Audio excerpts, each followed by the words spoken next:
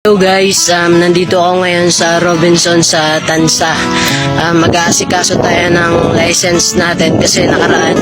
Ang tagal na, nakuha ko yung license ko, March. Then, anong petsa na ngayon, wala pa rin yung license card.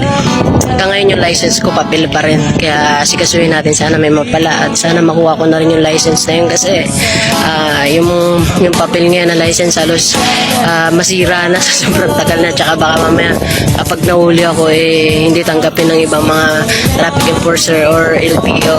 Masilip pa ako at magkaroon ako ng violation. Sana nga meron na dito sa Tansa, sa Robinson.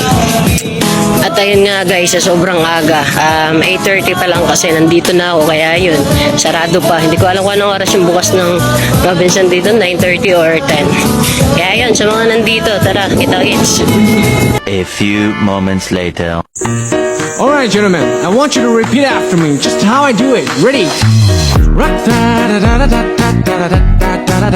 Your turn.